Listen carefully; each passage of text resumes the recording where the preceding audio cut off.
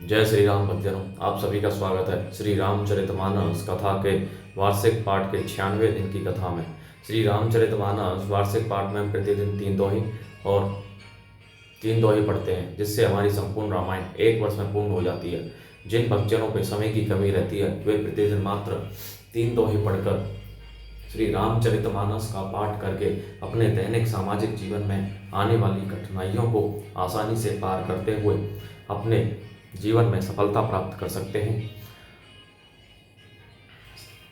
श्री रामचरितमानस श्री तुलसीदास जी द्वारा रचित हिंदी अवधी भाषा में लिखा हुआ ग्रंथ है, जिसे कोई भी व्यक्ति आसानी से पढ़ सकता है। इसको पढ़ने के लिए संस्कृत के ज्ञान का होना आवश्यक नहीं है।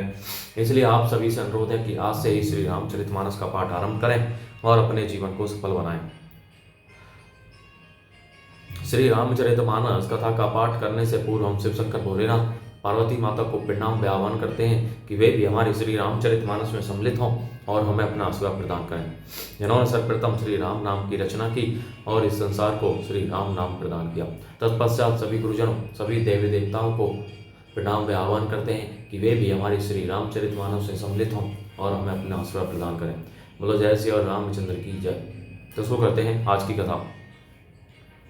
देवन्ने दीनी तुंदुबी प्रभु परवर सिंह पोल, हरि से पुर नर नारी सब मिटी मोह मैसूल।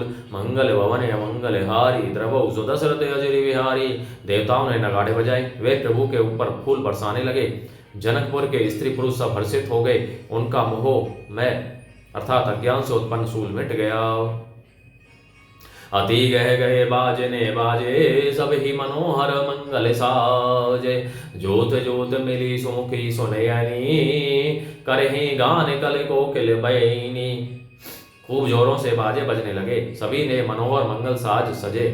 सुंदर मुख और सुंदर नेत्रों वाली तथा कोयल के समान मधुर बोलने वाली स्त्रियां झुंड के झुंड मिलकर सुंदर गान करने लगीं। सुखो विदेह कर बरनी न जाई, जन्म दरिद्र मन हूँ निधि पाई। विगत त्रास भई सिय सुखारी, जनु विदुदय चकोरे कुमारी। जनक जी के सुख का वर्णन नहीं किया जा सकता, मानो जन्म का दरिद्री धन का खजाना पा गया हो। सीता जी का भय जाता रहा, वे ऐसी सुखी हुई जैसे चंद्रमा के उदय होने से चकोर की कन्या सुखी होती है। जनक की ने कौसु कही प्रणामा, प्रभु प्रसाद धनु बंजे राम।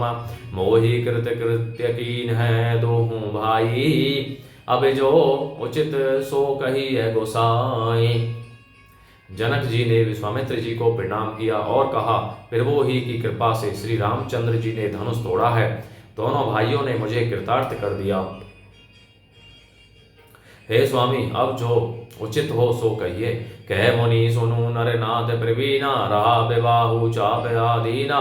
टूटत ही धनु भयो विबाहु, सुर नर नाग विदित सब काहू। मुनि ने कहा, हे चतुर नरेश सुनो, यों तो विवाह धनुष के अधीन था, धनुष के टूटते ही विवाह हो गया। देवता मनुष्य और नाग सब किसी को यह मालूम है। दशरथ जी के पास जनक जी का दूत भेजना, अयोध्या से बारात का प्रस्थान। तदपि जाई तुम्हें कर हो अब जथा वंश व्यवहारो। बूझी विप्र कुल वृद्ध गुर वेद विदित आचारो। मंगल भवन मंगल हारी द्रवौ सुदशरथ अजरि विहारी। तथापि तुम जाकर अपने कुल का जैसा व्यवहार हो, ब्राह्मणों कुल के बूढ़ों और गुरुओं से पूछ कर और वेदों में वर्णन जैसा आचार हो वैसा करो। दूत अवधपुर पठबहु जाई, आने ही नृप दशरथ ही बुलाई। मुदित राहु कही भले ही कृपाला, पठये दूत बोली ते ही काला।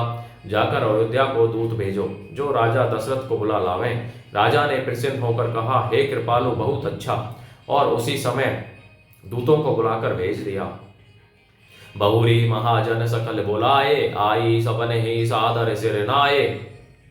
हाट बाट मंदिर सुरवासा, नगरु सवार हूँ चारी हूँ पासा।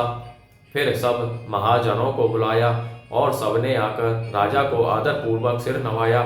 राजा ने कहा, बाजार रास्ते घर देवालय और सारे नगर को चारों ओर से सजाओ। हर्षी चले निज निज गृह आए, पुनि परिचार विचारक बोली पठाए। रचहु विचित्र वितान बनाई, सिर धरी वचन चले सछुपाई। महाराज प्रसन्न होकर चले और अपने अपने घर आए। फिर राजा ने नौकरों को बुला भेजा और उन्हें आज्ञा दी कि विचित्र मंडप सजाकर तैयार करो। यह सुनकर वे सब राजा के वचन सिर पर धरकर सुख पाकर चले। पठय बोली मुनि तिन्हे नाना, जे बितान विधि कुशल सुजाना। विधि ही बंदी तिन्हे कीन्हे रंभा, बिरचे कनक कदली के खंभा। उन्होंने अनेक कारीगरों को बुला भेजा जो मंडप बनाने में कुशल और चतुर थे। उन्होंने ब्रह्मा की वंदना करके कार्य आरंभ किया और पहले सोने के केले के खंभे बनाए। हरते मनिन्ने के पत्र, फल पद्म राग के फूल। रचना देगी विचित्र अति, मनु बिरंची कर भूल। मंगल भवन मंगल हारी, द्रपौ सुदशरथ अजिर विहारी। हरी हरी मणियों पन्ने के पत्ते और फल बनाए तथा पद्म राग मणियों मणिक के फूल बनाए। मंडप की अत्यंत विचित्र रचना देखकर ब्रह्मा का मन भी भूल गया। बेनु हरित मणि में सब कीन्हे, सरल सपरब पर ही नहीं चीन्हे। कनक कलत अहि बेली बनाई, लखी नहीं परई सपरन सुहाई। बांस सब हरी हरी मणियों अर्थात पन्ने के सीधे और गांठों से युक्त ऐसे बनाए जो पहचाने नहीं जाते थे कि मणियों के हैं यह साधारण। सोने की सुंदर नागबेली अर्थात पान की लता बनाई जो पत्तों सहित ऐसी भली मालूम होती थी कि पहचानी नहीं जाती थी। ते ही के रची बची बंद बनाए, बिच बिच मुकुतादा में सुहाए। मानिक मर कतकुली से बिरोजा, चीरी कोरी पची रजे सरोजा। उसी नागबेली के रचकर और पच्चीकारी करके बंधन अर्थात बांधने की रस्सी बनाई। बीच बीच में मोतियों की सुंदर झालरें हैं। मानिक पन्ने हीरे और फिरोजे इन रत्नों को चीर कर कोड़ कर और पच्चीकारी करके इनके लाल हरे सफेद और फिरोजी रंग के कमल बनाए। किए भृंग बहुरंग विहंगा, कूज ही पवन प्रसंगा। सुर प्रतिमा खंबन गढ़ी काढ़ी, मंगल द्रव्य लिए सब ठारी। भौरे और बहुत रंगों के पक्षी बनाए जो हवा के सहारे गूंजते और कूजते थे। खंभों पर देवताओं की मूर्तियां गढ़कर निकाली जो सब मंगल द्रव्य लिए खड़ी थीं। चौके भांति अनेक पुराई, सिंदूर मणि में सहज सुहाई। गज मुक्ताओं के सहज ही सुहावने अनेकों तरह के चौक पुराए। सौरभ पल्लव सुभग सुठी किए, नीलमणि कोरी।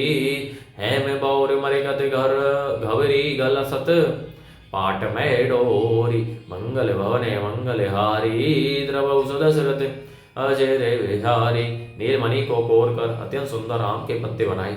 सोने के बौर आम के फूल और रेशम की डोरी से बंधे हुए पन्ने के बने फलों के गुच्छे सुशोभित हैं। बोलो जय श्री रामचंद्र की जय। तो भक्तजनों आज की कथा का विराम यहीं पर होता है। बोलो जय श्री रामचंद्र की जय। शिव शंकर भोलेनाथ जय, पार्वती माता की जय, सभी देव देवताओं सभी गुरुजनों की जय।